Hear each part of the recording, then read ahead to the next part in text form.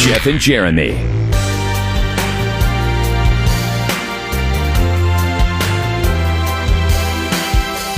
Good morning, it's Jeff and Jeremy. Hope you slept well. Californians apparently get the best sleep according to a new survey.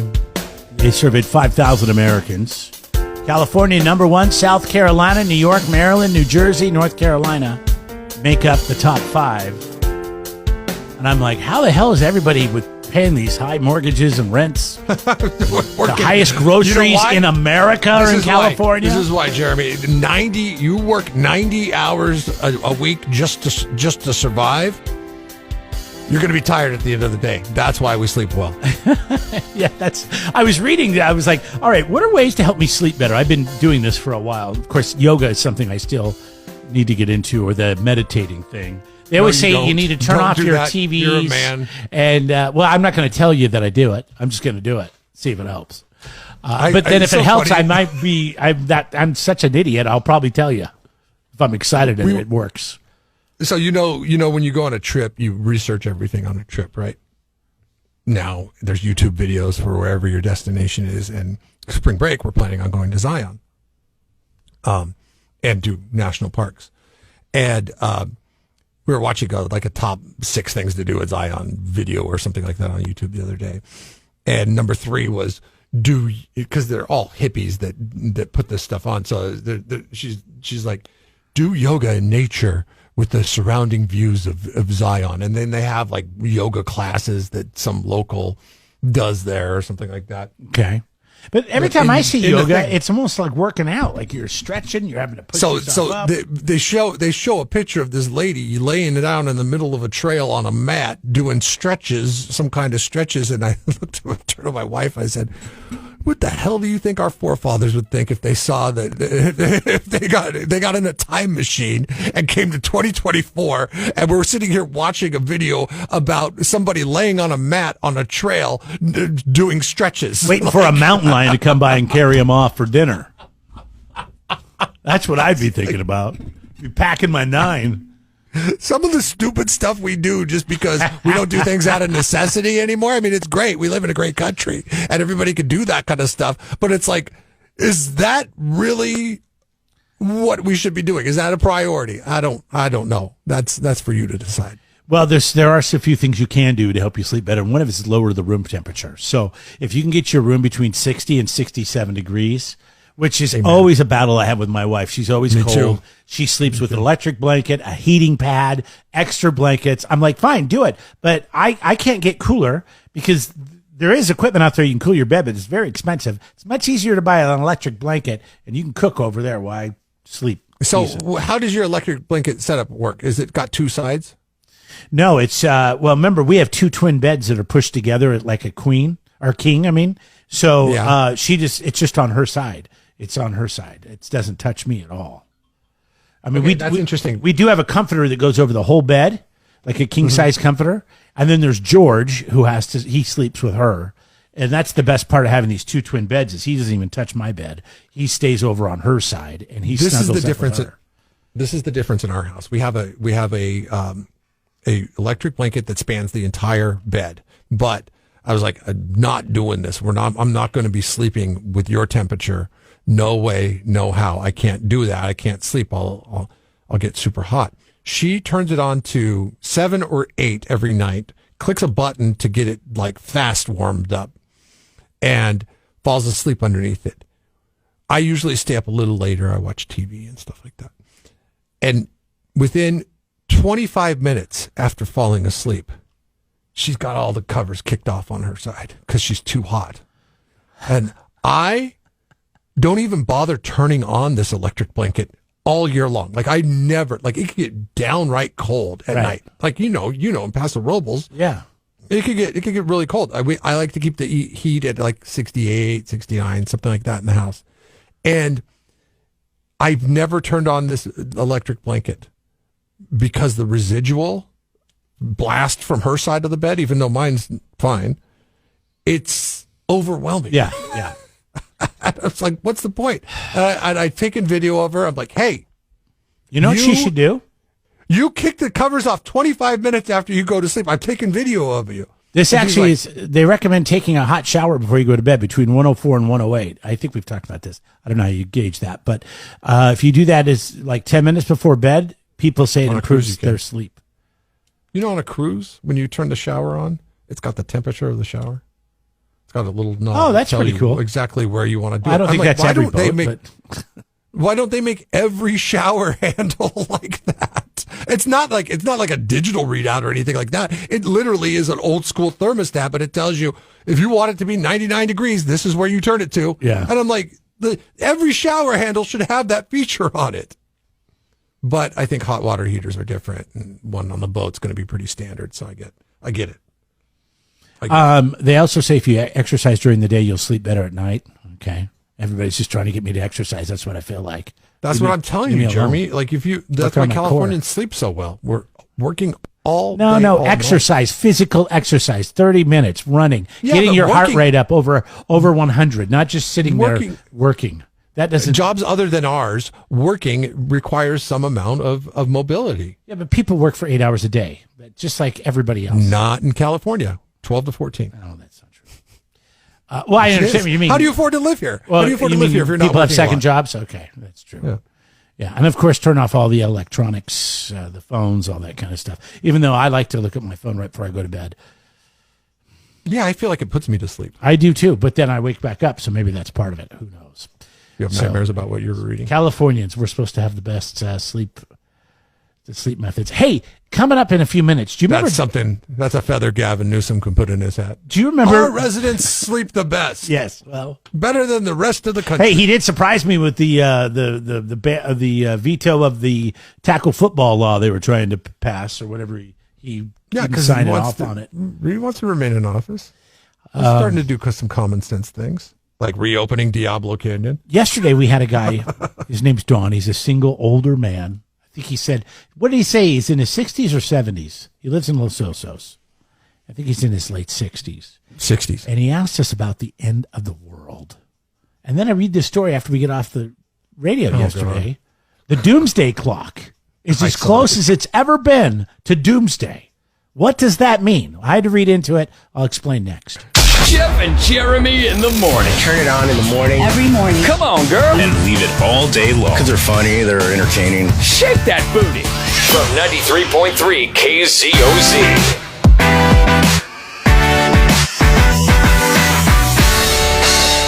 So yesterday, we're sitting around. She comes home from work, and we're talking about dinner. And she's like, "Did you get the mail?" And I said, "No."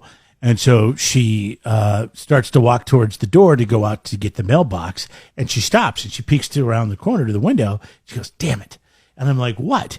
And the neighbor across the street was out there. She's a really nice lady. She's a grandma. She bought the house across the street from us so she could be closer to her grandkids. She lives like an hour and a half away. So a lot of times she'll come up. She's obviously retired, and she'll be doing something in her yard or something like that. And she'll buying be a house outside. right now, dripping with money, by the way. Well, no, she bought the house. She bought the she's house not only- a couple years ago. She bought the house before we moved here, but to this house. But anyways, she's looking outside, and I'm like, "Oh my God, Arlene, she's such a nice lady." She goes, "No, she will talk my freaking ear off." And I just started Oh, yeah. because I thought of you. I bet you were the kind of person that will look out the window to make sure your neighbors aren't sad outside before you go out to do anything. I'm comfortable with this because my next door neighbors are school teachers, so she's working right now, and a librarian who has a commute to Coalinga. Okay. So She didn't have time to talk. Community college. She's got to get on the road. He, sorry. the husband. Yeah. God, what are you, a sexist? Come on. What do you mean? Why? Men can't be librarians, Jeremy? No, they can. I just not the first thing I thought of. Maybe I am sexist. I don't know. I'm not trying to be. Sorry, it's the way I was raised. On Saturday mornings, Matt, despite being a librarian, is very proficient on working on his own automobiles. And probably because he's well read. he looks into the instructions on it. And so every like Saturday morning, it's like a ritual. I have to take out the garbage, but my garbage sits on their side of the house, and it's got a little blind in front of it, and I have to like walk the garbage out. And inevitably, if he's out working on his car, I'll have to engage in a conversation with him. Well, most of the time I'm like in like some sort of basketball shorts or pajama pants or something, and slippers. And I don't want to have conversations standing in my driveway when he's working on his car and I'm on my pajama pants. Yes. And so neighbors, attention, neighbors. If you see your neighbor come out there in pajama pants or boxer shorts or whatever, just wave and say, hey, put some pants on. I'm surprised that wasn't covered in some book somewhere. And so people that read books don't have the common sense. They don't. They're just their world is so into books. They don't really realize what's going on around them, and they don't know the right thing to do. They don't realize that, oh my God, he doesn't want to talk to me right now. He's sitting here in his pajama pants. Right. Mm-hmm. So I'll look out the little window in the garage, because the garage has those little windows along the top. And I'll look out there and try to get a good view. But sometimes, like the view, it's at such an angle. Left. Right. It's at such an angle that I can't see him if he's in his garage, right? So sometimes I'll get hit by that. And then I'm in there. And next thing I know, I'm out in my pajama pants. Oh, we all do it. With a garbage bag in my hand having a conversation. I mean, I don't do it, but I mean, you do it. My wife does it. Certain people do it. You just don't want to be bothered. And maybe I'll start to do it. I had a neighbor next door to me, and I had been out and I'd been working outside, and I took off all my clothes because I had too much warm stuff on and it got all sweaty and everything. So I got all my clothes off and then put a pair of basketball shorts on and a t-shirt. And then I realized I had moved my wife's car out of the driveway to sweep it. And so I'm like, oh, it's over there across the street. I'm like, damn it. So I'll just put on my slippers and I'll run out there and I'll get it and I'll bring it in. Nope. Hey, how you doing? He's out doing the same thing. And I'm like, And then he starts telling me some story that I don't know or care about. And next thing I know, 10 minutes has gone by. And I thought of you then too. And I thought, what would Jeff do? How do I get out of this? And I just said, man, I'm cold. I'm going to run back inside. He goes, oh, okay, sorry. He's all bundled up. Perfect. That's perfect. But what if it's not cold out? What if it's perfect? Because that's the problem. That's the problem. Like 6 months out of the year, the temperature's perfect in my neighborhood. I got to pee. I don't know. My son, luckily for me, like anything I could wear out of the house is going to be totally torn down. And once he cares about what people think, I'm sure this will all change. But my son will run outside in his boxer shorts. He doesn't even care. He'll run outside. No shirt, just boxers, just doesn't care. Yeah, just boxers, and lay down in the middle of the street. Why does he lay in the street? Well, because we have a cul-de-sac, so it's like his playground. And like he's like, if he's like, cold, get in here and get your shirt and pants on. He's like, it's cold. I'm cold, and the concrete feels good. I'm like, get up out of the street. At least lay in our driveway. The shenanigans are strong with these ones. Jeff and Jeremy in the morning. 93.3 KZOZ rocks. John Daly, 6 in. That actually sounds better than what I was able to find on the internet. What I was able to find on the internet is more. God, John Daly, dude, that guy dresses like he is like perpetually. I know they're golf pants or whatever. I don't know what they are. They look like a jester. They perpetually dress like the court jester. Yes. Well, he's wearing like some kind of pajama pants with a golf shirt on. Like, but he's John Daly, right? The golf course isn't gonna like John Daly comes around, and you're gonna let him play in whatever he wants. It's John Daly. He gets the ball. He very says far. what he wants. He does what he wants. Here we go. Let's see. John Daly singing. I got this.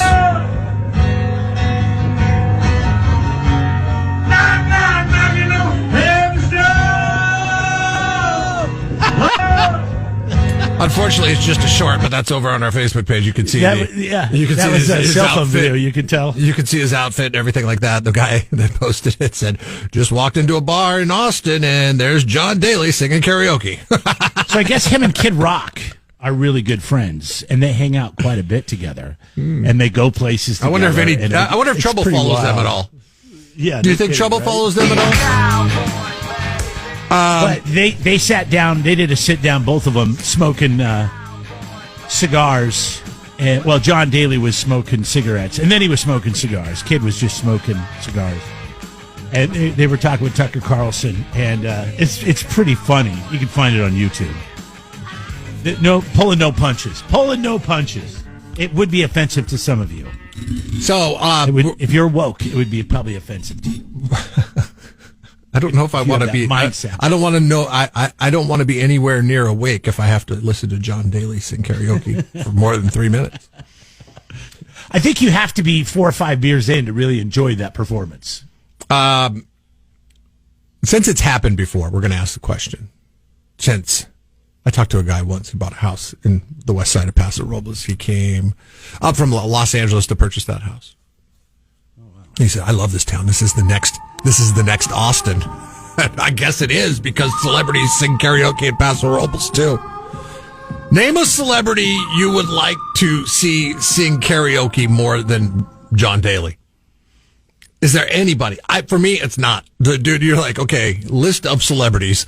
Here you go. They're going to sing karaoke. You get to pick, and you get to go watch them. Who is it going to be? 805-543-3693. I mean, John Daly tops the list. Also, Patrick Mahomes. I'd like to see him sing some karaoke just because of that voice. It'd be like Fozzie Bear up there singing.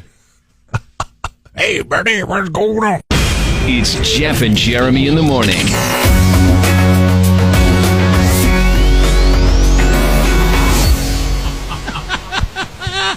Online, KZOZ.com with ZZ Top Tickets coming up here in a little bit. Sorry, we were telling a story. We're just laughing at stupid, dorky radio people that we work with in this industry. They crack us up a little bit. Anyways, we'll leave it there for now. Okay. Getting called out by our listeners, which I like. I like that. Because we hate them too, guys. We're on your side. Okay? We're on your side. Way to go, Rich. Anyways, this is... We're talking about this plane. This is Spirit Airlines? No. This is... okay. This is Alaska Airlines' parent company, Virgin Atlantic. This had to be scary, considering this person was on this plane. A Virgin Atlantic flight bound for New York City's JFK Airport canceled after a passenger noticed missing bolt on the plane's wing. It happened just before takeoff. That's a good thing. Last week at Manchester Airport in England, 4 missing fasteners were observed. Engineers were called to carry out a maintenance check on the Airbus A330. So somebody sits down at their seat. They look out the window. By the way, Alaska bought Virgin Airlines, not Virgin Atlantic, and Virgin Atlantic doesn't own Alaska. Oh, Virgin Atlantic isn't Virgin and Virgin Atlantic was wait, there were 2 airlines called Airlines. Virgin? Yeah, the other Virgin was the guy with the long hair, the Richard Branson. Guy. Yeah, Richard Branson. So Alaska bought Virgin, but not Virgin Atlantic. Yeah, different. How are 2 airlines allowed to operate under the same name like that? They must agree. I don't know. Okay. I just know Virgin Atlantic is a different deal. Okay. Isn't it? I don't think so. Or did Alaska buy Virgin Atlantic? But I know Alaska bought them. They didn't buy Alaska. Okay. So I was just commenting on the fact that you said... I'm Richard Branson. I go, these problems weren't happening on my watch. I don't know what's going on. Maybe it is the same company. Yeah, it is the same company. Okay. That's very confusing. Well, thanks for because correcting Alaska me bought and Virgin, but me. Virgin is still out there. If I would have corrected you and non-corrected logo. you would have went ape S on me, by the way. No. If you're wrong, you're wrong. So you sit down at the window. I'm glad you owned up to it, because normally you just dig your heels in like Bigfoot type stuff. But anyways, you sit down at the window and you look out on the wing and you're like, looks like there's about 6 or 7 passengers missing there. I've seen this before. Okay, I've seen a screw missing on a plane before, sitting by the wing. And I just never thought anything of it because door hadn't flown off. Because you trusted the airlines, right? Now we don't trust the airlines. So they say something to the flight attendant. There's like 6 or 7 passengers are missing out there. So guy gets out there on one of those lifts. What do you call those lifts that we hung the banner from on the 101 when the Seahawks beat the San Francisco 49ers? Scissor lift, I believe. Scissor lift. So they get a scissor lift out there, and a guy's out there with a Phillips screwdriver. Okay, not even a drill, electric screwdriver, nothing like that. He's out there with the Phillips screwdriver, and he's out there and he's placing fasteners. But the thing is, he takes fasteners from another spot and puts them in that spot. He doesn't even take his own fasteners to replace. He takes them from another spot, puts them into that spot, and he's like sitting there cranking on them. I'm out. If I'm on that plane, I'm out. Get me off. Get me off this plane. I don't want to fly this airline. So people started saying that. They're like, this doesn't seem right either. So they're like, okay, we're going to have to put you guys on a different airplane. This is cross-Atlantic flight, right? So this is Manchester to New York. So it's a big, long flight over water. So wings are probably pretty important. So they're like, okay, the natives are scared and restless. Let's put them on a different plane that has all its fasteners, and then let's go ahead and replace these 6 fasteners on this plane. But this is where we're at with airline travel, right? We're going to be looking at everything now with a eye of scrutiny, which is good. Yeah, you got to look at it from their standpoint too. They're like, okay, well, we can't ground this flight because of a couple of bolts. I mean, a couple of, $1.75 worth of bolts. All right, so we'll just move those ones from over there because it's pretty good over there, and put them over here. So Brody is a guy that claims to be a former fighter jet mechanic. He goes, okay. So this is on the article that's posted on our Facebook page. You can read the comments. He says, let me tell you how big of a non-issue 4 screws missing on a panel with 119 screws. Missing screws are rather common and more likely this was just a broken nut plate. Instead of removing 119 screws so you can access the nut plate, you document the missing screws in the aircraft forms so everyone is aware. So that's nice. Why didn't they give that explanation? Why didn't Virgin Atlantic give that explanation? Why didn't they say, you know what? It's just 6 screws? Because that doesn't go over well with the public, right? Well, sometimes you just are busy and you don't have time to really explain things. I mean, all right? Trust really, us, we're the professionals. Really, all right, 6 screws is only like, it was only 4%. one screw that didn't get screwed down that sucked the door off an airplane at 16,000 feet. It's just 6 screws on the wing, though, Jeremy. The nut plate could be accessed, okay? Like the mechanics say, I know, hey, guys, nothing to worry about here. We're accessing the nut plate. Everything's going to be fine. You don't need these 6 screws to cross over a big body of water. I'm curious what people think. I now think Alaska Airlines and Boeing planes are going to be the safest planes to fly. It's like Jack in the Box. I agree with you. Always said was always the safest place to eat after they poisoned and killed kids. E. coli. Yes. Yeah, I wish we wouldn't say it like that. Well, they did. No, that's what happened in the Pacific Northwest. Like there was 3 kids that died because they got E. coli. It's just so violent the way you say it. But yes, that did happen. It was a long time ago, 30-something years ago, I think. But I remember thinking you notice they haven't killed any more kids or got anybody else sick. Exactly. Their standards and practices as a result of this probably... And they came out with a hell of a taco. I don't think they had it 35 years ago when this happened. I saw in the news today... We got to divert everybody's attention from this hamburger. But I don't Let's know. make a taco. I don't know if it's safer, Jeremy, because here's what I saw today. I saw an article, and it was just a headline, and I didn't dive deep into it. I thought it was a stupid notion. Boeing is suspending production for a day. They're pausing production for a day. Well, yeah, because they're going to go look at how they assemble planes. Okay, they're going to do a quality check. I mean, is that optics or? It's not like they're just going to the beach or going to go drink some beers at TGI what are Fridays. These guys? What are these guys that's their job? What are they going to do that day? I mean, are they going to get some extra training? Hopefully, they get some extra training. They're going to get some. Well, we don't know. But I'm just going to go with my gut here and say I'm going to say yes. They say, Todd, look it. This is how you screwed up that plane that was flying from Portland to Burbank. Lefty loosey, righty tighty. All right, Todd? It's important to note that this is a big, heavy thing going through the sky, so you don't want to over-tighten those bolts because they could break off.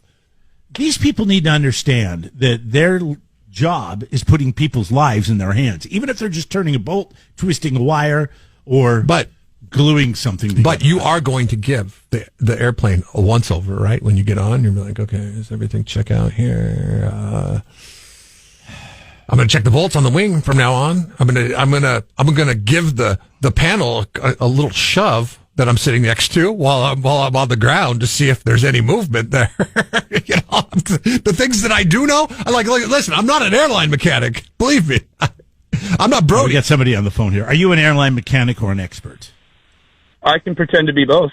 Oh, sweet. Okay. I love this. That's what we do in society. Well, where's the transportation secretary? He's not even pretending to have anything to say about this. Oh, Buttigieg? He's too busy Like, how come we sneaking haven't his heard of husband this in a clown? suitcase on a government flight to Like Ecuador or Like, somewhere. what the hell? Get off the bike Well, and go look at an airplane. I was going to say, Pete's going to be making sure that they get, like, training, but it's going to be, like, sexual harassment training and stuff like that. Training that has nothing to do with making airplanes fly. All right, guys, we're going to stop assembly planes today. We're all going to go in the conference room. We're Okay, going to we're watch some going to pause videos production today. about We got some videos. sexual harassment and being woke in the workplace. All right, there it is. Exactly. You guys have a great day. Too, There Brian. will be a tuna sandwich in a brown what the paper bag hell? on everybody's chair. What the hell? This guy was like once he screwed up the East Palestine the train derailment, like he has been MIA. Disappeared. Like where He's the hell? vaporized. He's the He's transportation secretary. Planes have crap falling off of them.